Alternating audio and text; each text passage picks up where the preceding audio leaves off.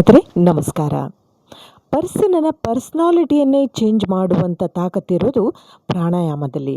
ಕೇವಲ ಪ್ರಾಣಾಯಾಮ ಮಾತ್ರ ಅಲ್ಲ, ಅದು ಬಂಧ ಸಹಿತ ಪ್ರಾಣಾಯಾಮ ಮಾಡೋದು ಹೇಗೆ, ಮೂಲ ಬಂಧವನ್ನು ಹಿಡಿದಿಟ್ಟುಕೊಳ್ಳೋದು ಹೇಗೆ, ಎಲ್ಲ ಕೆಟ್ಟ ಅಂಶಗಳನ್ನು ಹೋಗಿ ಒಳ್ಳೆ ಅಂಶಗಳ ಅಂದರೆ ಪಾಸಿಟಿವ್ನೆಸ್ ಕ್ರಿಯೇಟ್ ಆಗೋದು ಸರಿಯಾದ ಪ್ರಾಣಾಯಾಮ ಮಾಡೋದ್ರಿಂದ, ಅದರಲ್ಲೂ ಬಂಧ ಸಹಿತ ಪ್ರಾಣಾಯಾಮ ಮಾಡೋದ್ರಿಂದ ಅಂತ ನಮ್ಮ ದಿವಾಣ ಕೇಶವ್ ಭಟ್ ಅವರು ಆಧ್ಯಾತ್ಮಿಕ ಚಿಂತಕರು, ಧ್ಯಾನ ಪ್ರಾಣಾಯಾಮದಲ್ಲಿ ಸಾಧಕರು, 84 ವರ್ಷದ ಇವರು ಇವತ್ತಿಗೂ ಕೂಡ 1 ತಾಸು ಪದ್ಮಾಸನದಲ್ಲಿ ಕುಳಿತು ಪ್ರಾಣಾಯಾಮ ಮಾಡ್ತಾ ಅಂದರೆ ಯೋಗ ಸಾಧಕರಲ್ಲದೆ ಮತ್ತಿನ್ನೇನು ಹೇಳಿ.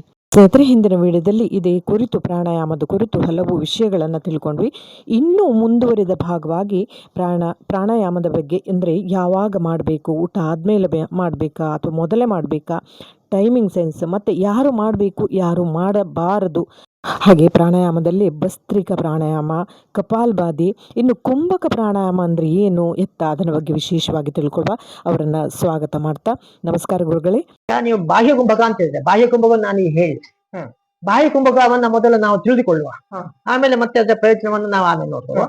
ಈಗ ಈ ಸಹಜ ಕುಂಭಕವನ್ನು ಬಿಡುವ, ನಾವೀಗ ಕುಂಭಕ ಸಹಿತ ಪ್ರಾಣಾಯಾಮ ಮಾಡುವಂತ ನಾನು ಈಗಾಗಲೇ ಹೇಳಿದ ಹಾಗೇನೆ ಒಂದ್ಸಲ ಉಸಿರ ನೀವು ಇಲ್ಲಿ ಪೂರ್ತಿಯಾಗಿ ಹೊರಗೆ ಯಾವಾಗಲೂ ಪೂರ್ತಿ ಖಾಲಿ ಮಾಡದೆ ಆಮೇಲೆ ಉಸಿರ ತೆಗೆದುಕೊಳ್ಳುವಂತದ್ದು, ತೆಗೆದುಕೊಂಡು 5 ನಿಮಿಷ 5 ಸೆಕೆಂಡ್ ತಗೊಂಡ್ರೆ ಆಮೇಲೆ ಇಲ್ಲಿ 5 ಸೆಕೆಂಡ್ ಹೋಲ್ಡ್ ಮಾಡಿದ್ರೆ ಆವಾಗ ನೀವು ಬದ್ಧವಾಗಬೇಕು, ಮೂಲ ಬದ್ಧ, ಆಮೇಲೆ ಬದ್ಧವನ್ನು ಕಳಚಿ 5 ಸೆಕೆಂಡ್ಗಳ ಕಾಲ ಬಿಡಬೇಕು. ಆಯ್ತಾ? ಇದಕ್ಕೆ ಸಮವರ್ತಿ ಪ್ರಾಣಾಯಾಮ ಅಂತ ಹೇಳ್ತೀವಿ. ಸಮವರ್ತಿ ಯಾಕೆ? ಇಲ್ಲಿ 5 ಸೆಕೆಂಡ್, ಅಲ್ಲಿ 5 ಸೆಕೆಂಡ್, ಇಲ್ಲಿ 5 ಸೆಕೆಂಡ್. ಈಗ ಇನ್ನೂ ಒಂದು 5 ಸೆಕೆಂಡ್ ನೀವು ಹೊರಗೆ ಹಾಕಿದ ನಂತರ ಉಡ್ಯಾನ ಬಂಧವನ್ನು ಉಪಯೋಗ ಮಾಡಿ. ಉಡ್ಯಾನ ಬಂಧ ಅಂದ್ರೆ ಈಗ ನೀವು ಉಸಿರೆಲ್ಲ ಹೊರಗೆ ಇದೆ, ಕುಂಭಕ ಒಳಗೆ ಆಗ್ತಾ ಇದೆ, ಇದಕ್ಕೆ ಬಾಹ್ಯ ಕುಂಭಕ ಅಂತ ಹೆಸರು. ಈಗ ಇಲ್ಲಿ ಜಾಲಂಧರ ಕುಂಭಕ ಆಗುವುದಿಲ್ಲ, ಯಾಕೆ? ಇದನ್ನು ಬಿಟ್ಟಿದ್ದೀರಿ. ಆಮೇಲೆ ಮೂಲ ಕುಂಭಕ ನೀವು ಮಾಡ್ಬೇಕು. ಯಾವಾಗ ಇದನ್ನ ಜಾಲಂಧರದ ಒಟ್ಟಿಗೆ ಅದು ಅವಶ್ಯಕತೆ ಇದೆ, ಯಾಕಂದ್ರೆ ಅಲ್ಲಿಂದ ಲೀಕ್ ಆಗಬಾರ್ದು ಉಸಿರು, ಅಲ್ಲ ಉಸಿರೆಲ್ಲ ಅಥವಾ ಒಳಗೆ ಬರಬಾರ್ದು. ಅದಕ್ಕೋಸ್ಕರ ಉಸಿರು ನೀವು ನೋಡಿ ಹೀಗೆ ಮಾಡಿದ ನಂತರ ಹೀಗೆ ಇರ್ಬೇಕು, ಇದು ಇಲ್ಲಿ ಹೀಗೆ ಇರ್ತದೆ. ಈಗ ನೀವು ಉಸಿರು ತೆಗೆದುಕೊಳ್ಳುವುದಿಲ್ಲ, ಈಗ ಬಾಹ್ಯ ಕುಂಭಕ ಆಗುತ್ತೆ. ಅದು ಹೊರಗೆ ಬಿಟ್ಟ ಮೇಲೆ ಉಸಿರನ್ನ ಹಿಡಿದಿಡಬೇಕು. ಅದು ಬಾಹ್ಯ ಕುಂಭಕ. ಈಗ ಒಳಗೆ ತೆಗೆದುಕೊಳ್ಳಿಕ್ಕಿಲ್ಲ ನೀವು. ಅಂತರ ಕುಂಭಕ ಅಂದ್ರೆ ಅದೇ ಅಂತರ್ಕುಂಭಕ ನಾವು ಮೊದಲೇ ಮಾಡಿದೇವಲ್ಲ. ಒಳಗೆ ಉಸಿರಿನ ಉಸಿರು ಇದ್ರೆ ಅದು ಅಂತರ್ಕುಂಭಕ, ಹೊರಗೆ ಹಾಕಿದ್ರೆ ಬಾಹ್ಯ ಕುಂಭಕ. ಉಸಿರು ಪೂರ್ತಿ ಹೊರಗೆ ಒಳಗೆ ತೆಗೆದುಕೊಳ್ಳೋದೇ ಇಲ್ಲ, ಅದು ಬಾಹ್ಯ ಕುಂಭಕ ಆಯ್ತು. ಈ ಬಾಹ್ಯ ಕುಂಭಕದಿಂದ ನೀವು ಎಷ್ಟು ಕಾಲ ಮಾಡ್ತೀರೋ ಅಷ್ಟು ಹೆಚ್ಚು ನಿಮ್ಮ ಆಯ್ತು ಮುಂದೆ ಹೋಗ್ತಾ ಇದೆ. ಇವತ್ತು ನೀವು ಪ್ರಾಣಾಯಾಮದಲ್ಲಿ ಅಂತರ್ಕುಂಭಕನ ಒಂದ್ 2 ಮಿನಿಟ್ ಅಷ್ಟು ಮಾಡಿದಿರಿ ಅಂತ ಹೇಳಿದ್ರೆ 2 ಮಿನಿಟ್ ಅಷ್ಟು ಆಯಸ್ಸು ಮುಂದೆ ಹೋಯ್ತು. ಮತ್ತೆ ಮುಂದೆ ಹೋಗುವ ಆಯಸ್ಸು ಒಳ್ಳೆಯ ನಾವು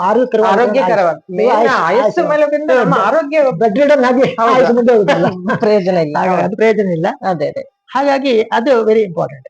ಈ ಪ್ರಾಣಾಯಾಮವನ್ನ ನಾವು ಯಾವ ಟೈಮ್ ಅಲ್ಲಿ, ಅಥವಾ ನಾವು ಊಟ ಆದ್ಮೇಲೆ ಕೂಡ ಮಾಡ್ಬೋದಾ, ಅಥವಾ ಬೆಳಗಿನ ಜಾವದಲ್ಲಿ ಅಂದ್ರೆ ಬ್ರಾಹ್ಮಿ ಮುಹೂರ್ತದಲ್ಲಿ ಮಾಡ್ಬೋದಾ? ಯಾವ ಟೈಮ್ ಅಲ್ಲಿ ನಾವು ಅದನ್ನ ಹೆಚ್ಚು ಮಾಡಿದ್ರೆ ಅದರ ಉಪಯೋಗ ಹೆಚ್ಚು ಹೇಗೆ ಅಂತ? ಇದು ಒಳ್ಳೆಯ ಪ್ರಶ್ನೆ. ಎಲ್ಲದಕ್ಕೂ ಒಂದು ಸಮಯ ಅಂತ ಇದೆ, ಆ ಸಮಯವನ್ನ ಪಾಲನೆ ಮಾಡ್ಬೇಕು. ಯಾಕಂದ್ರೆ ನಾವು ಆಸನ ಮಾಡುವಾಗ 2 ತಾಸು ಊಟದ ಮೊದಲು ಅಥವಾ ನಂತರ ಹೇಳ್ತೀವಿ. ಪ್ರಾಣಾಯಾಮಕ್ಕೂ ಕೂಡ ಅದೇ ತರ ಇದೆಯಾ? ಖಂಡಿತವಾಗಿ ಇದೆ. ಸಮಯ ಪ್ರಜ್ಞೆ ಬೇಕೇ ಬೇಕು ಯಾವಾಗಲೂ ಕೂಡ.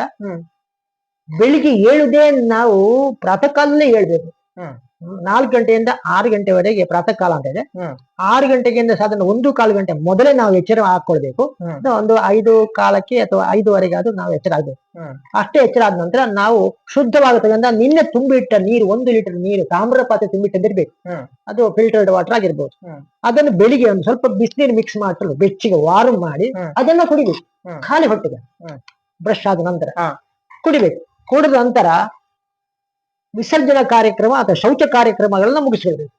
ಯಾವುದೇ ರೀತಿಯಲ್ಲಿ ಹೊಟ್ಟೆ ಕ್ಲೀನ್ ಆಗಿರ್ಬೇಕು, ಮತ್ತೆ ಹೊಟ್ಟೆ ಕ್ಲೀನ್ ಆಗದೆ ಇರಬಾರ್ದು. ವಿಸರ್ಜನೆ ಅಂತಕ್ಕಂಥದ್ದು ಸರಿಯಾಗಿ ಇರ್ತದೆ ಪ್ರಾಣಾಯಾಮ ಮಾಡುವವರಿಗೆ. ಅದು ಮಾಡಿಲ್ಲ ಅಂತ ಹೇಳಿದ್ರೆ ಸರಿ ಇಲ್ಲ ಅಂತ ಅರ್ಥ. ಹಾಗಾಗಿ ಅದೆಲ್ಲ ಕಾರ್ಯಕ್ರಮ ಸರಿ ಆಗಿರ್ಬೇಕು. ಯಾಕಂದ್ರೆ ಒಳಗಿನ ಕರುಳುಗಳು ಶುದ್ಧವಾಗಿ ಕ್ಲೀನ್ ಆಗಿ ಟ್ರಾನ್ಸ್ಪರೆಂಟ್ ಆಗಿ ಕುಡಿಯೋದ್ರಿಂದ ಕೂಡ ಕ್ಲೀನ್ ಆಗ್ತದೆ. ಒಂದ್ ವೇಳೆ ಇದು ಕ್ಲೀನ್ ಆಗಲಿಲ್ಲ, ನೀವು ಈ ಸ್ವಲ್ಪ ಪ್ರೆಸ್ ಮಾಡ್ತಾ ಇದ್ರೆ, ಒಂಥರ ಮಸಾಜ್ ಮಾಡ್ತಾ ಇದ್ರೆ ನೀವು, ಆವಾಗ ನಿಮ್ಮ ಕರುಳಿಂದ ಹೊರಟೆ ಹೋಗ್ಬಿಡ್ತದೆ, ಕ್ಲೀನ್ ಆಗಿ ಹೋಗ್ಬಿಡ್ತದೆ, ಬಹಳ ಕ್ಲೀನ್ ಆಗ್ಬಿಡ್ತದೆ. ಅದೆಲ್ಲ ಪ್ರಾಣಾಯಾಮದ ಟೆಕ್ನಿಕ್ಸ್. ತಿಳ್ಕೊಬೇಕಾಗ್ತದೆ. ತಿಳ್ಕೊಳ್ರಿ ನೋಡಿ, ಹೀಗೆ ಮಾಡ್ಬಿಟ್ಟು ಹೀಗೆ ಮಾಡ್ಬಿಟ್ಟು ಮತ್ತೆ ನೌಲಿ ಅಂತ ಇದೆ, ಅದು ಉಸಿರನ್ನ ಪೂರ್ತಿ ಹೊರಗೆ ಹಾಕ್ಬಿಟ್ಟು. ಹೌದು. ನವಲಿ ದೌತಿ ಅದು ನಮ್ಮ ಇಂಟರ್ನಲ್ ನೀರೆಲ್ಲ ಕುಡಿದ ಮೇಲೆ ಕ್ಲೀನ್ ಆಗ್ಬೇಕು. ಆ ನಂತರ ಇದು ನಾವು ಸ್ನಾನಾದಿಗಳನ್ನ ಮುಗಿಸ್ಕೊಂಡು, ಶೌಚ ಅಂತ ಎಲ್ಲ ಬಂತು, ಸ್ನಾನಾದಿಗಳೆಲ್ಲ ಬಂತು. ಶೌಚ ಆದ್ಮೇಲೆ ದೇವರಿಗೆ ಕೋಣೆ ಹೋಗ್ಬಿಟ್ಟು ದೀಪ ಹಚ್ಬಿಟ್ಟು ದೇವರಿಗೆ ನಮಸ್ಕಾರವನ್ನು ಮಾಡಿಬಿಟ್ಟು ಸಂಕಲ್ಪ ಅಂದ್ರೆ ಅದೇ ಪ್ರಾಣಾಯಾಮ. ಸಂಕಲ್ಪ ಅಂದ್ರೆ ನನ್ನ ಮನಸ್ಸನ್ನ ಏಕಾಗ್ರಗೊಳಿಸು, ಶ್ರದ್ಧೆ ಭಕ್ತಿಯನ್ನ ಕೊಡು, ಭಗವಂತ ಪ್ರಾರ್ಥನೆ ಮಾಡ್ಬೇಕು. ಪ್ರಾಣಾಯಾಮ ಪ್ರಾರಂಭ. ಯೋಗಾಸನ, ಪ್ರಾಣಾಯಾಮ, ಫಸ್ಟ್ ಯೋಗಾಸನ, ಸೂರ್ಯ ನಮಸ್ಕಾರ ಮತ್ತು ಯೋಗಾಸನ, ಆನಂತರ ಮತ್ತೆ ಪ್ರಾಣಾಯಾಮ ಅಂತ ಬರ್ತದೆ. ಪ್ರಾಣಾಯಾಮ ಆದ ನಂತರ ನೀವು ತಿಂಡಿ ತಿನ್ಬಹುದು. ಬೆಳಿಗ್ಗೆ ಬೇಕಾದಷ್ಟು ತಿಂದು ಬೆಳಗ್ಗೆ ಮಾತ್ರ ಪ್ರಾಣಾಯಾಮ ಮಾಡುದು. ಈಗ ಮಧ್ಯಾಹ್ನ ಅಥವಾ ಸಂಜೆಯನ್ನು ಕೂಡ ಮಾಡಬಹುದಾ? ಸಂಜೆ ಸಹ ಮಾಡ್ಬೋದು. ಆದ್ರೆ ಯಾವಾಗಲೂ ಒಂದು ಊಟ ಆದ್ಮೇಲೆ 4 ಗಂಟೆಗಳ ಕಾಲ ಏನನ್ನು ನೀವು ಮಾಡ್ಲಿಕ್ಕೆ ಆಗುದಿಲ್ಲ, ಪ್ರಾಣಾಯಾಮಗಳನ್ನ ಯೋಗಾದಿಗಳನ್ನ ಮಾಡ್ಲಿಕ್ಕೆ ಆಗುದಿಲ್ಲ. ಆಮೇಲೆ 4-5 ಗಂಟೆಗೆ ಪುನಃ ಒಂದು ತಿಂಡಿ ತಿಂತೇವೆ ಅಂತ ಇಟ್ಟುಕೊಳ್ಳಿ, ಆವಾಗಲೂ ಮಾಡ್ಲಿಕ್ಕೆ ಆಗುದಿಲ್ಲ. ಹಾಗಾಗಿ ಊಟ ಆದ್ಮೇಲೆ 4 ಗಂಟೆ ಬಿಡುದು, ಆಮೇಲೆ ಸ್ವಲ್ಪ ಕುರುಕ ಇನ್ನೇನಾರು ತಿಂದ್ರಿ ಅಂತ ಇಟ್ಕೊಳ್ಳುವ, ಆನಂತರ ಮತ್ತೆ 2 ಗಂಟೆ ಆಗಿ ಬಿಡ್ಬೇಕು. ಬರೇ ಚಾ ಅಂತ ಹೇಳಿದ್ರೆ ಬರೀ ಅರ್ಧ ಗಂಟೆ ಸಾಕು. ಬಿಟ್ಟ ನಂತರ ಪುನಃ ನೀವು ಪ್ರಾಣಾಯಾಮವನ್ನು ಮಾಡ್ಬೋದು. ಯಾಕಂದ್ರೆ ಕೆಲವರು ಸಿಗುದಿಲ್ಲ. ಹೌದು, ಸಂಜೆ ಮಾಡಿರ್ತಾರೆ. ಕೆಲವರು ಈಗ ಪ್ರಾಣಾಯಾಮ ಯಾವಾಗ ಬೇಕಾದ್ರೂ ಮಾಡ್ಬೋದು ಅನ್ನೋ ಒಂದು ತಪ್ಪು ಕಲ್ಪನೆಯಲ್ಲಿ ಇರ್ತಾರೆ. ಯಾಕಂದ್ರೆ ಆಸನ ಮಾಡಬಾರ್ದು, ಪ್ರಾಣಾಯಾಮ ಮಾಡ್ಬೋದು ಹೇಳುವಂತ ಕಲ್ಪನೆ ಇರ್ತಾರೆ. ಬಟ್ ಆದ್ರೆ ಇದು ಕೂಡ ಊಟ ಆದ ಮೇಲೆ ಒಂದು 3 ರಿಂದ 4 ತಾಸು ಗ್ಯಾಪ್ ಇರಬೇಕು. ಒಂದು ತಿಂಡಿ ತಿಂದ್ಮೇಲೆ ಕೂಡ 2 ತಾಸು ಇರ್ಬೇಕು. ಇವನ್ ಚಾ ಕುಡಿದ್ರೆ, ಟೀ ಕುಡಿದ್ರೆ ಕೂಡ ಒಂದು ಅರ್ಧ ಗಂಟೆ ಟೈಮ್ ಇರ್ಬೇಕು ಅನ್ನೋದು ನಮ್ಮ ಗುರುಗಳ ಹಿತ ಬೋಧನೆ. ಪಾಲಿಸೋಣ ನಾವು. ನೀರು ಕುಡಿದ್ರು ಕೂಡ ತಕ್ಷಣ ಮಾಡಬಾರ್ದು, ಒಂದು 1/4 ಗಂಟೆ ಆದ್ರೂ ಬಿಡ್ಬೇಕು, ಆಮೇಲೆ ಮತ್ತೆ ಪ್ರಾರಂಭ ಮಾಡ್ಬೇಕು. ಅದು ಯಾಕೆ ನಾವು ಯಾಕೆಂದ್ರೆ ನಾವು ಒಳಗಿರ್ತಕ್ಕಂಥ ಈ ಇದಿದೆ ಜಠರ ಇದೆ ಅಲ್ಲ, ಆ ಜಠರ ಸ್ವಲ್ಪ ಭಾರ ಇರ್ತದಲ್ಲ, ಆಗ ನಮಗೆ ಈ ಕೆಲವು ಕಪಾಲಭಾತಿ ಅಂತದ್ದು ಅಥವಾ ಇನ್ನು ಉಸಿರನ್ನ ನಾವು ಪೂರಕ ಮಾಡುವಾಗ ರೇಖೆ ಮಾಡುವಾಗ ಸ್ವಲ್ಪ ಅದು ಒತ್ತಡವನ್ನು ಕೊಡ್ತದೆ ಜಠರ. ಸ್ವಲ್ಪ ಅದರಲ್ಲಿ ಅದು ಸರಿಯಾಗಿ ಒಂದ್ಸಲ ಮಿಕ್ಸಪ್ ಆಗಿ ಸರಿಯಾಗಿ ಸ್ವಲ್ಪ ಜೀರ್ಣಕ್ರಿಯೆ ಪ್ರಾರಂಭ ಆಗಾದ್ರೂ ಅಂದ್ರೆ ನೀರು ಕುಡಿದದ್ದು. ಜೀರ್ಣಕ್ರಿಯೆ ಅಲ್ಲಿ ಒಂದು 15 ನಿಮಿಷ ಬೇಕು, ಆಮೇಲೆ ಮತ್ತೆ ಮಾಡಿ. ಹಾಗೆ ಸ್ವಲ್ಪ ಮಧ್ಯೆಯಲ್ಲಿ ಅಂತರ ಬೇಕು. ಆಹಾರ ಪ್ರಾಣಾಯಾಮದಲ್ಲಿ ಎಷ್ಟು ಬಗೆ, ಯಾವ ರೀತಿ ಪ್ರಾಣಾಯಾಮಗಳು ಇದೆ? ಪ್ರಾಣಾಯಾಮದಲ್ಲಿ ನೋಡಿ, ಅದು ಎಲ್ಲಿಂದ ಶುರುವಾಗ್ತದಂದ್ರೆ ಭ್ರಾಮರಿ ಅಂತ ಇದೆ, ಭ್ರಾಮರಿಯೂ ಪ್ರಾಣಾಯಾಮವೇ, ಆಮೇಲೆ ಕಪಾಲಭಾತಿಯು ಪ್ರಾಣಾಯಾಮವೇ, ಭಸ್ತ್ರಿಕವು ಪ್ರಾಣಾಯಾಮವೇ, ಶೀತಲೀಕರಣ ಶೀತಲಿ ಅದು, ಆಮೇಲೆ ಇನ್ನು ಯಾವುದು ಅಂತಂದ್ರೆ ಅನುಲೋಮ ವಿಲೋಮ ಪ್ರಾಣಾಯಾಮ, ಇವೆಲ್ಲ ಹೌದು ಎಲ್ಲವೂ ಕೂಡ ಪ್ರಾಣಾಯಾಮದಲ್ಲೇ ಬರ್ತದೆ, ಉಸಿರಿನದ್ದೇ ವಿಷಯವೆಲ್ಲ. ಅದ್ರಲ್ಲಿ HBP ಇದ್ದವರಿಗೆ ಅವರಿಗೆ ಮಾತ್ರ ಈ ಭಸ್ತ್ರಿಕಾ ಮತ್ತೆ ಕಪಾಲಭಾತಿ ಗುರು ಇದ್ದುಕೊಂಡೇ ಅವ್ರು ಮಾಡ್ಬೇಕು, ಇಲ್ಲ ಸ್ವಂತ ಅವ್ರು ಮಾಡ್ಲಿಕ್ಕೆ ಹೋಗ್ಬಾರ್ದು, ನಿಧಾನ ಮಾಡ್ಬೇಕು. ಓನ್ಲಿ BP ಮತ್ತು ಇದ್ದವರಿಗೆ ಅಲ್ಲ, ಆಮೇಲೆ ಮತ್ತೆ HBP ಇದ್ದವರಿಗೆ ಮತ್ತೆ ಕರುಳು ಕಾಯಿಲೆ ಏನಾರಿದ್ರೆ, ಹುಣ್ಣು ಇದ್ರೆ, ಅಲ್ಸರ್ಗಳಿದ್ರೆ, ಆಪರೇಷನ್ ಆಗಿ ಒಂದು 6 ತಿಂಗಳು ಕೂಡ ಆಗಿಲ್ಲ ಅಂತ ಹೇಳಿ ಆದ್ರೆ ಅವರೆಲ್ಲ ಪ್ರಾಣಾಯಾಮಗಳನ್ನೆಲ್ಲ ಮಾಡ್ಲಿಕ್ಕಿಲ್ಲ. ಅಂದ್ರೆ ಪ್ರಾಣಾಯಾಮ ನಿಧಾನಗತಿಯಲ್ಲೇ ಮಾಡ್ಬೋದು, ಸಹಜ ಪ್ರಾಣಾಯಾಮ ಮಾಡ್ಬೋದು ಅಷ್ಟೇ. ಕುಂಭಕಾದಿಗಳನ್ನ ಮಾಡಬಾರ್ದು, ಸಹಜ ಪ್ರಾಣಾಯಾಮ ಅಂದ್ರೆ ಕುಂಭಕ ಯಾವ್ದು ಕೂಡ ಮಾಡಬಾರ್ದು. ಮುಖ್ಯವಾಗಿ ಅಲ್ಸರ್ ಮೊದಲಾಗಿದ್ದ ಕಾಯಿಲೆ, ಜಠರದ ಕಾಯಿಲೆ, HBP ಇದೆಲ್ಲ ಇದ್ದವರು ಈ ಪ್ರಾಣಾಯಾಮಗಳನ್ನ ಬಂದ ಸಹಿತ ಮಾಡಬಾರ್ದು, ಬಂದ ಬೇಡ ಅವ್ರು ಬರೇ ಪ್ರಾಣಾಯಾಮ ಮಾಡ್ಬೋದು. ಅನುಲೋಮ ಪ್ರಾಣಾಯಾಮ ಮಾಡ್ಬೋದು, 5 ಸೆಕೆಂಡ್ 4 ಸೆಕೆಂಡ್ ಅದನ್ನ ಧಾರಾಳ ಮಾಡ್ಬೋದು. ಸೊ ಅದು ಬಿಟ್ಟು ಉಳಿದವರೆಲ್ಲ ಕೂಡ ಮಕ್ಕಳಿಂದ ಹಿಡಿದು 16 ವರ್ಷ ಆಗಿದೆ, ಬಂದ ಸಹಿತ ಮಾಡುವವರಿಗೆ 16 ವರ್ಷ ಆಗಿದೆ. ಆಮೇಲೆ ಬರೇ ನಾಡಿ ಶೋಧನ, ಹಾಗೆ ನಾಡಿ ಶೋಧನ ಅಂದ್ರೆ ಅನುಲೋಮ ವಿಲೋಮ ಪ್ರಾಣಾಯಾಮ, ನಾಡಿ ಶೋಧನ ಬೇರೆ ಏನೂ ಅಲ್ಲ. ಅನುಲೋಮ ವಿಲೋಮ ಪ್ರಾಣಾಯಾಮ ಅಂದ್ರೆ ನಾಡಿ ಶೋಧನ ಒಂದೇ. ಅಂದ್ರೆ ನಾಡಿ ಶೋಧನ ಅಂದ್ರೆ 72,000 ನಾಡಿಗಳಿದ್ದಾವೆ, ಅದ್ರಲ್ಲಿ 101 ಅತ್ಯಂತ ಮುಖ್ಯವಾದ ನಾಡಿಗಳು, ಅದರಲ್ಲಿಯೂ 3 ಇಡಾ, ಪಿಂಗಲ ಮತ್ತೆ ಸುಷುಮ್ನ ಅನ್ನುವಂತ ಪ್ರಸಿದ್ಧವಾದಂತ 3 ನಾಡಿಗಳು. ಈ ನಾಡಿ ಶುದ್ಧಕ್ಕೆ ಇವೆಲ್ಲ ಬೇಕಾಗತ್ತೆ. ಭಸ್ತ್ರಿಕಾ ಮಾಡುವಂತದ್ದು ಭಸ್ತ್ರಿಕಾ ಪ್ರಾಣಾಯಾಮದಲ್ಲಿ ನೋಡಿ 3 ಗತಿ ಇದೆ. ಒಂದು ವೇಗದಿಂದ ಕೂಡಿದ್ದು, ಇದನ್ನು ಮಧ್ಯಮ ಗತಿ, ಮತ್ತೊಂದು ನಿಧಾನ. ಮೊದಲು ನಾವು ನಿಧಾನ ಮಾಡ್ಬೇಕು, ಆಮೇಲೆ ಮಧ್ಯಮ, ಆಮೇಲೆ ವೇಗ. ಪ್ರಾರಂಭದ ಹಂತದಲ್ಲಿ ಎಲ್ಲ ಮಾಡ್ಲಿಕ್ಕೆ ಆಗೋದಿಲ್ಲ. ಈಗ ನಿಧಾನ ಗತಿಯಲ್ಲಿ ಅಂತ ನೋಡಿ, ನಮ್ಮ ಈ ಎರಡಕ್ಕೂ ದೇಹಕ್ಕೆ ಕೆಲಸ ಉಂಟು.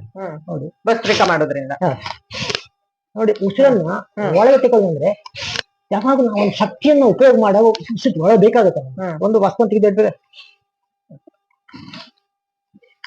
ಉಸಿರನ್ನು ತೆಗೆದುಕೊಂಡ್ರೆ ಮಾತ್ರ ನಮಗೆ ಶಕ್ತಿ ಬರ್ತದೆ. ಹಾಗೆ ನೋಡಿ,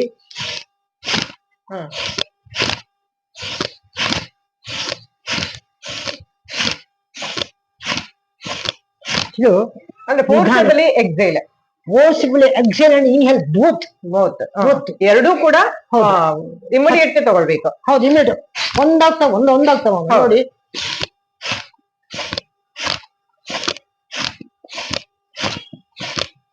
ನಿಧಾನಗತಿ, ಮಧ್ಯಮ ಗತಿ ಆದ್ರೆ ಇಷ್ಟು ಕೈ ಹೇಳುತ್ತಿಲ್ಲ, ಅರ್ಧಕ್ಕೆ ಬಂದು ನಿಲ್ಬೇಕು ನೋಡಿ.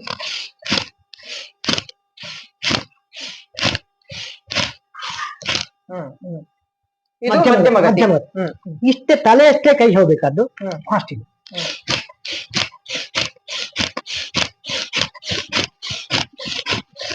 ಇದು ಮೂರನೇ ಗತಿ. ಮೂರು ಗತಿಯನ್ನ ಒಂದೇ ಸ್ಟ್ರೆಚ್ ನಲ್ಲಿ ಕೂಡ ಮಾಡಬಹುದು, ಅಭ್ಯಾಸ ಬೇಕು. ಇಲ್ಲಾರು ಒಂದೊಂದೇ ಗತಿಯನ್ನ ಮಾಡಬಹುದು. ಒಟ್ಟು ಮೂರು ಗತಿಯನ್ನ ಅಭ್ಯಾಸ ಮಾಡೋದು ಒಳ್ಳೆಯದು. ಇದೊಂದು ಪ್ರಾಣಾಯಾಮ ಬಹಳ ಒಳ್ಳೇದಿದೆ ಸಹ, ಭಸ್ತ್ರಿಕಾ ಪ್ರಾಣಾಯಾಮ.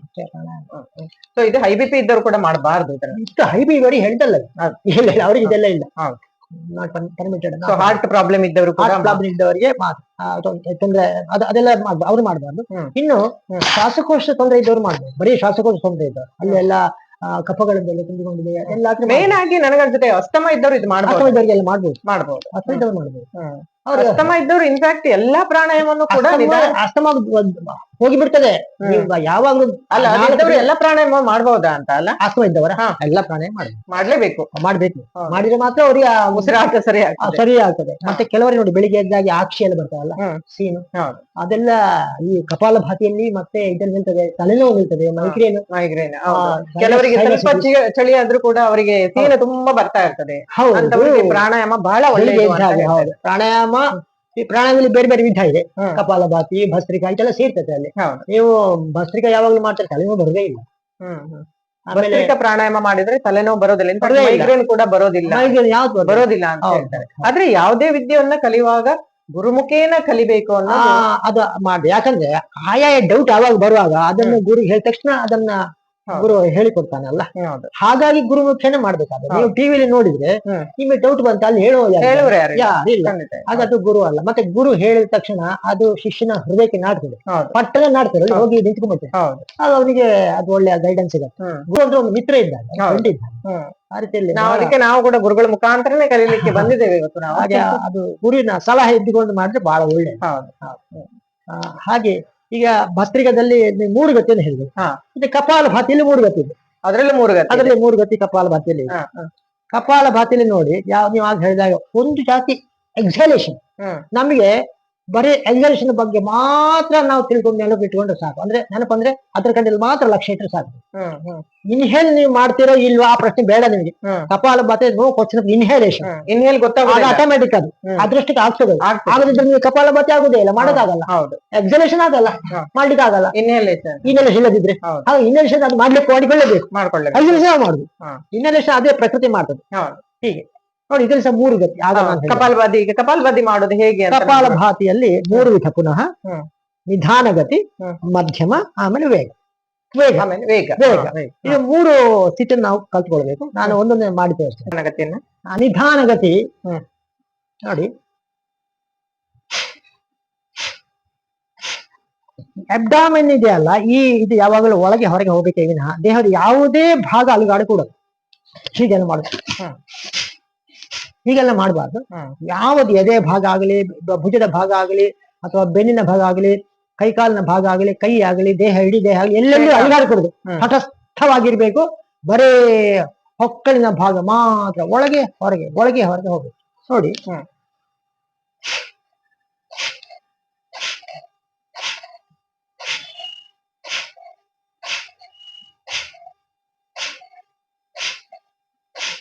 ಇದು ನಿಧಾನಗತಿ.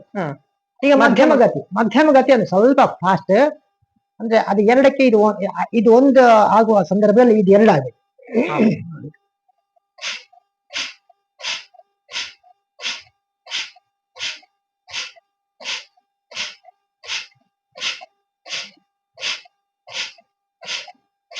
ಇದು ಮಧ್ಯಮಗತಿ. ಈ ಕಪಾಲಭಾತಿ ಮಾಡೋ ನಾವು ಮೂಗನ್ನ ಸ್ವಲ್ಪ ಮುದುಡಿಸುವುದಾಗಲಿ, ಏನೋ ವಿಕೃತಗೊಳಿಸುವುದಾಗಲಿ, ಬಾಯಿಯನ್ನ ವಿಕೃತಗೊಳಿಸುವುದಾಗಲಿ, ಮುಖವನ್ನ ಮುದುಡಿಸುವುದಾಗಲಿ, ಏನೋ ಮಾಡ್ಕೊಡು. ಮುಖ ಹರ್ಷವಾಗಿ ಇರ್ಬೇಕು. ಕೆಲವರಿಗೆ ಆಗ್ತದಲ್ಲ, ಹೀಗೆಲ್ಲ ಮಾಡ್ತಾರೆ. ಹಾಗೆ ಮಾಡಬಾರ್ದು. ಅಂದ್ರೆ ಅದು ಆ ಯೋಗಕ್ಕೆ ಅವಮರ್ಯಾದೆ ಆಗ್ತದೆ. ಈಗ ಫಾಸ್ಟ್ ಕಪಾಲಭಾತಿ ಅದು ಫಾಸ್ಟ್ ವೇಗವಾಗಿ ಇದು ಎಲ್ಲರಿಗೂ ಮಾಡ್ಲಿಕ್ಕೆ ಆಗುದಿಲ್ಲ. ಇದು ತುಂಬಾ ಪ್ರಾಕ್ಟೀಸ್ ಇದ್ದವ್ರಿಗೆ ಮಾತ್ರ ಮಾಡ್ಲಿಕ್ಕೆ ಆಗ್ತದೆ. ಯಾವ ರೀತಿ ಅಂದ್ರೆ ಅದು ಹೇಳ್ತೇನೆ. ಅಂದ್ರೆ 30 ಮಿನಿಮಮ್. ಈಗ ನಾವೆಲ್ಲ 150 ಮಾಡ್ತೇವೆ, ಇದು ಬೇರೆ ವಿಷಯ. ನಾನು ಇವಾಗ 30 ಅಂತ ಅಲ್ಲ, ನಾನು ಸ್ವಲ್ಪ ಜಾಸ್ತಿ ಮಾಡಿ ತೋರಿಸ್ತೇನೆ ಬೇಗ. 1 ನಿಮಿಷಕ್ಕೆ 30? 1 ನಿಮಿಷಕ್ಕೆ ಅಲ್ಲ, 15 ಸೆಕೆಂಡ್ಸ್ಗೆ 30. 15 ಸೆಕೆಂಡ್ಸ್ಗೆ 30. 1 ಸೆಕೆಂಡಿಗೆ 2 ಆಗ್ಬೇಕು. ಅಂದ್ರೆ ಮಧ್ಯಮ ಗತಿದ್ದು 2 ಆಗ್ಬೇಕು, ನಿಧಾನ ಗತಿದ್ದು 1 ಆಗ್ಬೇಕು. 1 ಸೆಕೆಂಡಿಗೆ 1 ಆಗ್ಬೇಕು ನೋಡಿ, ನಿಧಾನ. ಮಧ್ಯಮ ಗತಿಯಲ್ಲಿ ಇದಾಯ್ತಲ್ಲ, ಇದು 1 ಸೆಕೆಂಡಿಗೆ 2 ಆಗ್ತದೆ. ಈಗ 1 ಸೆಕೆಂಡಿಗೆ 4ರಷ್ಟು ಫಾಸ್ಟ್. ಈಗ ಫಾಸ್ಟ್ ನೋಡಿ.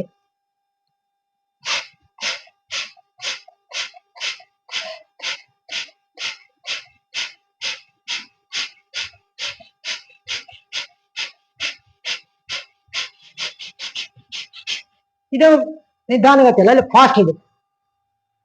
ಇದನ್ನ ಮಾಡಿದ ನಂತರ ನಂದು ಉಸಿರು ನಿಂತು ಹೋಗಿದೆ. ಈಗ ನನ್ನ ಉಸಿರು ನಿಂತಿದೆ, ಯಾಕಂದ್ರೆ ಒಂದು ಫಾಸ್ಟ್ ಮಾಡಿದ್ದೇನೆ. ನಿಮಗೆಲ್ಲ ಮಾತಾಡ್ಲಿಕ್ಕೆ ಆಗ್ಲಿಕ್ಕಿಲ್ಲ, ಯಾಕಂದ್ರೆ ಉಸಿರಿಲ್ಲದೆ ಮಾತಾಡ್ಲಿಕ್ಕೆ ಆಗೋದಿಲ್ಲ. ಈ ಉಸಿರು ಇಲ್ಲದೆ ನಾನು ಈಗ ಮಾತಾಡ್ತಾ ಇದ್ದೇನೆ. ಈ ಉಸಿರು ಒಳಗೆ ಹೊರಗೆ ಹೋಗದಿರ್ತಕ್ಕಂಥ ಗತಿ ಸಾಧಾರಣ 1 ನಿಮಿಷದಿಂದ 2 ನಿಮಿಷವರೆಗೆ ಇರ್ತದೆ. ಬಹಳ ದೀರ್ಘಕಾಲದಿಂದ ಮಾಡುವವರದ್ದು 2 ನಿಮಿಷವರೆಗೆ ಉಸಿರು ಒಳಗೆ ಹೋಗ್ಲಿಕ್ಕೆ ಇಲ್ಲ, ನಿಂತು ಹೋಗ್ಬಿಟ್ಟಿದೆ ಉಸಿರು. ಅಲ್ಲ, ಉಸಿರು ನಿಂತು ಹೋಗಿದೆ, ನಮ್ಮ ಉಸಿರು ತಗೊಳ್ಳದೆ ಎಕ್ಸೆಲ್ ಮಾಡೋದು ಹೇಗೆ? ಅದ್ರ ಗೊತ್ತಾಗೋದಿಲ್ಲ ನಮ್ಗೆ. ಅದು ತಕೊಳ್ಳೋದು ಇಲ್ಲ, ಎಕ್ಸೆಲ್ ಮಾಡಿದ್ರೆ ಇನ್ಹೇಲೇಷನ್ 2 ಇಲ್ಲ, ಬಂದ್. ಒಳಗೆ ತಗೊಳ್ದಿಲ್ಲ ನಾನು, ಬಿಡುದೇ ಇಲ್ಲ, ತಗೊಳ್ಳೋದೇ ಇಲ್ಲ. ಎಷ್ಟೊತ್ತು? ಸಾಮಾನ್ಯ 1 ಮಿನಿಟ್. ಈಗ ಶುರುವಾಯ್ತು, ಈಗ ಶುರುವಾಯ್ತು. ಸೊ ಇಲ್ಲಿವರೆಗೆ ನಾನು ಉಸಿರು ನಂತರ ನಿಂತು ಹೋಗ್ಬಿಟ್ಟಿದೆ. ಯಾಕೆ? ಫಾಸ್ಟ್ ಮಾಡಿದ ಕಾರಣ ಅದು ಎಫೆಕ್ಟ್ ಜೋರಾಗಿರುತ್ತೆ, ಒಳಗೆ ಜೋರಾಗಿರ್ತದೆ, ಉಸಿರನ್ನ ಬಂದ್ ಆಗಿರುತ್ತೆ, ಉಸಿರನ್ನ ಸಂಪೂರ್ಣವಾಗಿ ಬಂದ್ ಆಗಿರುತ್ತೆ. ಅದು ಒಳಗೆ ಹೋಗೋದಿಲ್ಲ. ಒಳ್ಳೆ ಸ್ಥಿತಿ. 3ನೇ ಸ್ಥಿತಿ ಕಪಾಲಭಾತಿಯ 3ನೇ ಸ್ಥಿತಿಯಲ್ಲಿ. ಸೊ ಇದನ್ನು ಕೂಡ ಸಹಜವಾಗಿರುವಂತರ ಎಲ್ಲರೂ ಮಾಡ್ಬೋದು. ಇದನ್ನ ಎಲ್ಲರೂ ಕಲ್ತ್ರೆ ಗುರುಮುಖೇನ ಕಲ್ತು ಮಾಡ್ಬೋದು. ಕ್ಲಾಸಿಗೆ ಬಂದ್ರೆ ನಾನು ಹೇಳ್ಕೊಡ್ತೇನೆ. ಇದು 3 ರೀತಿ ಕಪಾಲಭಾತಿ. ಮತ್ತೆ ಇದು ಹಲವಾರು ಪ್ರಾಣಾಯಾಮ ಮತ್ತು ಇದರ ಬಗ್ಗೆ ಹಲವಾರು ಇದೆ. ಪ್ರಾಣಾಯಾಮ ಹೇಳಲಿಕ್ಕೆ ಹೋದ್ರೆ ತುಂಬಾನೇ ಇದೆ. ಧೌತಿ ಅಂತ ಹೇಳಿ, ಧೌತಿ ಅಂತಂದ್ರೆ ಪ್ರಾಣಾಯಾಮ. ಯಾವ ರೀತಿ ಧೌತಿ ಅಂದ್ರೆ ಹೇಗೆ ಮಾಡುವಂತ? ಇದು ಪ್ರಾಣಾಯಾಮದಲ್ಲೇ ಬರ್ತದೆ. ಇದು ಪ್ರಾಣಾಯಾಮದಲ್ಲೇ ಬರ್ತದೆ. ಧೌತಿ, ಆಮೇಲೆ ನೌಲಿ, ಅದು ಸಹ ಅದ್ರಲ್ಲಿ ಬರ್ತದೆ. ಧೌತಿ, ನೌಲಿ, ಶೀತಕಾರಿ, ಶೀತಲಿ, ನಂತರ ಭ್ರಾಮರಿ, ಇದೆಲ್ಲ ಪ್ರಾಣಾಯಾಮದಲ್ಲೇ ಬರ್ತದೆ. ಸೊ ಈಗ ಧೌತಿ ಒಂದು ನೋಡೋಣ. ಕೊನೆಯದಾಗಿ ಧೌತಿ ಪ್ರಾಣಾಯಾಮ ಯಾವ ರೀತಿ ಮಾಡೋದಂತೆ? ಸಾಧಾರಣ ಉತ್ಕಟವಾದ ಆಸನ, ಉತ್ಕಟಾಸನ, ಕೈಯನ್ನ ಹೀಗೆ ಇಟ್ಕೊಂಡಿರುವಂತೆ, ಹೀಗೆ ಇಟ್ಕೊಂಡಿರುದು. ಆಮೇಲೆ ಹೀಗೆ ಮಾಡಿ ದೀರ್ಘವಾಗಿ ಉಸಿರನ್ನ ತೆಗೆದುಕೊಳ್ಳೋದು. ಬಿಟ್ಟಾದ ನಂತರ ಬಾಯಲ್ಲಿ ಬಿಡ್ಬೇಕು. Exhale through the mouth.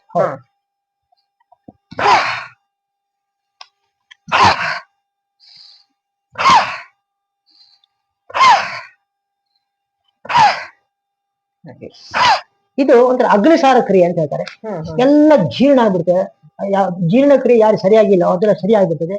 ಆಮೇಲೆ ಅವರ ದೇಹದಲ್ಲಿ ಶಕ್ತಿ ಹೆಚ್ಚಾಗ್ತದೆ, ಆಮೇಲೆ ಉತ್ಸಾಹ ಹೆಚ್ಚುತ್ತದೆ, ಆಮೇಲೆ ಇದು ನಮ್ಮ ಬುದ್ಧಿ ಚುರುಕಾಗ್ತದೆ, ಆಮೇಲೆ ನಿದ್ರೆಯಲ್ಲಿ ಬರ್ತಕ್ಕಂಥದ್ದು ರಾತ್ರಿ ಒಳ್ಳೆ ನಿದ್ದೆ ಬರ್ತದೆ. ಒಳ್ಳೆ ತುಂಬಾ ಬೆನಿಫಿಟ್, ಲಾಭಗಳು ಬಹಳಷ್ಟು ಇದೆ.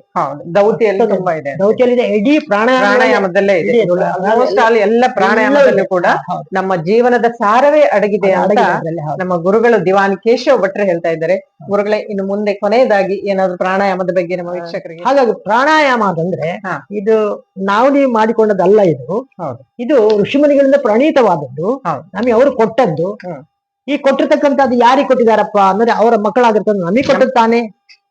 ನಾವೇ ಅದನ್ನ ಮಾಡಿಲ್ಲ ಅಂತ ಹೇಳಿದ್ರೆ ಮತ್ತೆ ಯಾರಿಗೆ ಅದಿರುವುದು? ಬಂಧ ಕಲಿಸಲಿಕ್ಕೆ ನಮ್ಮವರೆಲ್ಲರೂ ಹೆದರಿಕೊಳ್ತಾರೆ. ಅಯ್ಯೋ, ಬಂಧ ಮಾಡಿಕೊಂಡು ಒಳಗೆ ಕುಂಭಕ ಮಾಡಿಕೊಂಡು ಪ್ರಾಣಾಯಾಮ ಮಾಡಬಾರ್ದಪ್ಪ, ಕಣ್ಣು ಕಿವಿ ಹೋಗ್ತದೆ ಅಂತ ಹೆದರಿಸ್ತಾರೆ ನಮ್ಮಲ್ಲಿ ಬಹಳ ಮಂದಿ. ಹೆದರೋ ಅವಶ್ಯಕತೆ ಇಲ್ಲ. ನೀವು ಪ್ರಾಣಾಯಾಮವನ್ನು ಕಲೀಲೇಬೇಕು, ಬಂಧ ಸಹಿತ ಮಾಡ್ಲೇಬೇಕು. ಋಷಿಮುನಿಗಳು ಮತ್ತೆ ಯಾಕೆ ಅದನ್ನ ಕೊಟ್ಟಿದ್ದಾರೆ ನಮ್ಗೆ?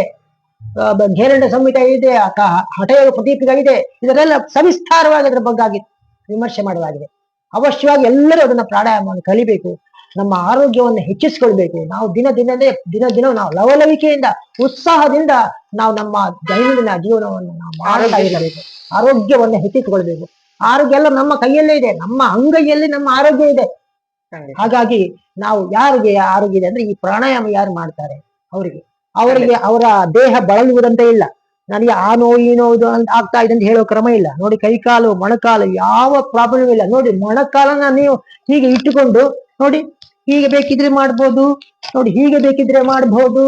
ನೋಡಿ, ಇದು ಚಾಲನೆ, ಇದು ಜಾನು ಚಾಲನೆ ಅಂತ ಹೇಳ್ತಾರೆ. ಈ ತರ ಜಾನು ಚಾಲನೆಗಳನ್ನೆಲ್ಲ ಮಾಡೋದಕ್ಕೆ, ಅಥವಾ ಇನ್ನು ನಮ್ಮ ಇಡೀ ದೇಹದ ಯಾವುದೇ ಭಾಗದಲ್ಲಿ ಯಾವುದೇ ಕೆಲಸವನ್ನು ಮಾಡೋದಕ್ಕೆ ಎಲ್ಲದಕ್ಕೂ ಅನುಕೂಲಕರವಾಗುತ್ತದೆ ಯೋಗ, ಸ್ವಾಮಿ ಯೋಗ. ಹಾಗಾಗಿ ಪ್ರಾಣಾಯಾಮವನ್ನು ಎಲ್ಲರೂ ಅವಶ್ಯವಾಗಿ ಕಲಿಬೇಕು. ಎಲ್ಲರೂ ಅದರಿಂದಾಗಿ ನಾವು ನಮ್ಮ ಆರೋಗ್ಯವನ್ನು ಹೆಚ್ಚಿಸಿಕೊಂಡು ನಮ್ಮ ಜೀವನವನ್ನು ಉಜ್ಜೀವನವನ್ನಾಗಿಸ್ಕೊಳ್ಬೇಕು ಅಂತ ಹೇಳ್ತಾ. ಖಂಡಿತ ಗುರುಗಳೇ, ವಯಸ್ಸು ದೇಹಕ್ಕೆ ಮನಸ್ಸಿಗಲ್ಲ ಅಂತ ಅವ್ರು ಇರೋದ್ರಲ್ಲೇ ಗೊತ್ತಾಗ್ತದೆ. 83 ದಾಟಿ 84 ಇತ್ತೀಚೆಗೆ ಅವರು ಸಹಸ್ರ ಚಂದ್ರ ದರ್ಶನವನ್ನ ಕೂಡ ಮಾಡ್ಕೊಂಡು ನಾವೆಲ್ಲ ಆ ಒಂದು ಕಾರ್ಯಕ್ರಮದಲ್ಲಿ ಭಾಗವಹಿಸಿದ್ವಿ. ಹಲವಾರು ಋತ್ವಿಜರು ಸೇರಿ ಮಂತ್ರ ಘೋಷದ ಮೂಲಕ ಆ ಒಂದು ಸಹಸ್ರ ಚಂದ್ರ ದರ್ಶನವನ್ನ ಅವರು ಮಾಡಿದ್ರು ಅವರ ಪತ್ನಿ ಜೊತೆ. ಆ ಒಂದು ಕಾರ್ಯಕ್ರಮಕ್ಕೆ ಕೂಡ ನಾವು ಬಂದಿದ್ವಿ. ಅದೊಂದು ನಮ್ಮ ಸೌಭಾಗ್ಯ ಅಂತ. ಗುರುಗಳೇ, ನಿಮಗೆ ಮತ್ತೊಮ್ಮೆ ಹೇಳ್ತಾ, ಈ ಒಂದು ಪ್ರಾಣಾಯಾಮದ ವಿಷಯವನ್ನ ಹಲವಾರು ವಿಷಯಗಳನ್ನ ನಮ್ಮೊಡನೆ ನೀವು ಹಂಚ್ಕೊಂಡಿ. ಅಷ್ಟೇ ಅಲ್ಲ, ನೀವು ಕುಂಡಲಿನಿ ಶಕ್ತಿ ಬಗ್ಗೆ ಅದ್ರ ಬಗ್ಗೆ ಕೂಡ ಹೆಚ್ಚಿನ ಜ್ಞಾನವನ್ನ ಪಡೆದಿದ್ದೀರಿ ಅಂತ ನಾನು ಕೇಳಲ್ಪಟ್ಟೆ. ಸೊ ಮುಂದಿನ ದಿನಗಳಲ್ಲಿ ಮತ್ತೊಮ್ಮೆ ನಾವು ಅದರ ಬಗ್ಗೆ ವಿಚಾರ ಮಾತಾಡೋಣ. ಧ್ಯಾನ ಮಾಡುದು ಹೇಗೆ, ಜಾಗೃತಗೊಳಿಸುವುದು ಹೇಗೆ, ಅದನ್ನ ಖಂಡಿತ ಅದ್ರ ಬಗ್ಗೆ ಮತ್ತೆ ಮಾತಾಡೋಣ. ಇಲ್ಲಿವರೆಗೆ ನಮ್ಮ ವೀಕ್ಷಕರಿಗೆ ಹಲವಾರು ವಿಷಯಗಳನ್ನ ತಿಳಿಸಿಕೊಟ್ರೆ ತುಂಬಾ ಹೃದಯದ ಧನ್ಯವಾದಗಳು ನಿಮಗೆ. ಮತ್ತೊಮ್ಮೆ ಮುಗಿದೊಮ್ಮೆ ಮಾಡಿ. ಖಂಡಿತ ಸ್ನೇಹಿತರೆ, ಕೇವಲ ದೀರ್ಘ ಉಸಿರಾಟ ಮಾಡಿದರೆ ಸಾಲದು. ಯಾವಾಗ ಬಂಧ ಸಹಿತ ಪ್ರಾಣಾಯಾಮ ಮಾಡ್ತಿರೋ ಆಗ ದೇಹದ ಮನಸ್ಸಿನ ಎಲ್ಲ ಕೆಟ್ಟ ಅಂಶಗಳು ಹೋಗಿ, ಅಂದರೆ ನೆಗೆಟಿವ್ ಥಿಂಕಿಂಗ್ ಹೋಗಿ ಪಾಸಿಟಿವ್ ಥಿಂಕಿಂಗ್ ಹೇಗೆ ಜೀವನದಲ್ಲಿ ರೂಪಿಸಿಕೊಳ್ಳುತ್ತವೆ ಅಂಥೇಳಿ, ಹಾಗೆ ಭಸ್ತ್ರಿಕಾ ಪ್ರಾಣಾಯಾಮದ ಟೈಪ್ಸ್ಗಳು, ವಿವಿಧ ಹಂತಗಳು, ತಲೆನೋವನ್ನು ಹೇಗೆ ಕಡಿಮೆ ಮಾಡಿಕೊಳ್ಬೋದು, ಕಪಾಲ್ಭಾತಿಯ ವಿಧಿವಿಧಾನಗಳು, ಹೀಗೆ ಪ್ರಾಣಾಯಾಮದ ವಿವಿಧ ಮಜಲುಗಳನ್ನು ಸವಿಸ್ತಾರವಾಗಿ ನಮಗೆ ತಿಳಿಸಿಕೊಟ್ಟು, ಇಡೀ ಪ್ರಾಣಾಯಾಮದಲ್ಲಿ ನಮ್ಮ ಜೀವನದ ಸಾರವೇ ಅಡಗಿದೆ ಅಂತ ಋಷಿ ಮುನಿಗಳಿಂದ ಪ್ರಣೀತವಾದ ಈ ಪ್ರಾಣಾಯಾಮವನ್ನು ಯಾರು ಮಾಡಬೇಕು?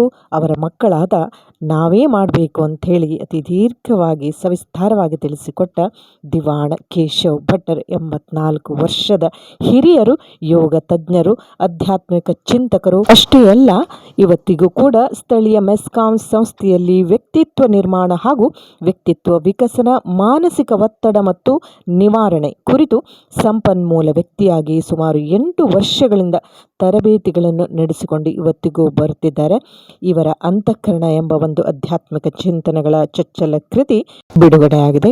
ಹಾಗೆಯೇ ರೇಡಿಯೋದಲ್ಲಿ ಕೂಡ ಚಿಂತನ ಕಾರ್ಯಕ್ರಮದಲ್ಲಿ ನೀವು ಕೂಡ ಕೇಳಿರ್ಬೋದು. ಬೆಳಗಿನ 6:15 ಬರುವ ಆಕಾಶವಾಣಿಯಲ್ಲಿ ಚಿಂತನ ಕಾರ್ಯಕ್ರಮದಲ್ಲಿ ಇವರು ಚಿಂತನ ಕೂಡ ನಡೆಸಿಕೊಂಡು ಬರುತ್ತಿದ್ದಾರೆ ಇವತ್ತಿಗೂ ಕೂಡ. ಇಂತಹ ಗುರುಗಳಿಗೆ ಮತ್ತೊಮ್ಮೆ ದೀರ್ಘದಂಡ ನಮಸ್ಕಾರವನ್ನು ಮಾಡುತ್ತಾ, ಗುರುಗಳೇ, ನಿಮ್ಮಿಂದ ಇನ್ನಷ್ಟು ಸತ್ಕಾರ್ಯಗಳು ಹೀಗೆ ಯೋಗ, ಧ್ಯಾನ, ಪ್ರಾಣಾಯಾಮದ ಮೂಲಕ ಸಮಾಜಕ್ಕೆ ಇನ್ನಷ್ಟು ಸಿಗಲಿ. ಆ ಸಿಗುವಂತ ಒಂದು ಆರೋಗ್ಯ ಆ ಭಗವಂತ ನಿಮ್ಮಿಬ್ಬರಿಗೂ ಕೊಡಲಿ ಅಂತ ಹೇಳ್ತಾ ನಮಸ್ಕಾರ, ಧನ್ಯವಾದ.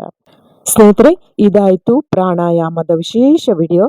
ಎಲ್ಲೂ ಸ್ಕಿಪ್ ಮಾಡದೆ ಕಂಪ್ಲೀಟ್ ಆಗಿ ನೋಡಿದಿರಿ ಅಂತ ಭಾವಿಸ್ತಾ, ಸುಮ್ಮನೆ ಉಸಿರಾಟ ಮಾಡೋದಲ್ಲ, ಅದನ್ನು ಗುರುಮುಖೇನ ಕಲಿತು ಮಾಡೋದರಲ್ಲಿ ಅರ್ಥ ಇದೆ ಅಂತ ಹೇಳ್ತಾ, ಸ್ನೇಹಿತರೆ, ಈ ವಿಡಿಯೋ ಇಷ್ಟ ಆದರೆ ನಿಮಗೆ ಲೈಕ್ ಮಾಡಿ, ಶೇರ್ ಮಾಡಿ, ಹಾಗೆ ಸಬ್ಸ್ಕ್ರೈಬ್ ಮಾಡಿ. ನಮ್ಮ ಆರೋಗ್ಯ ನಮ್ಮ ಕೈಯಲ್ಲಿ. ಮುಂದಿನ ವಿಡಿಯೋದಲ್ಲಿ ಮತ್ತೆ ಸಿಗುವ. ನಮಸ್ಕಾರ.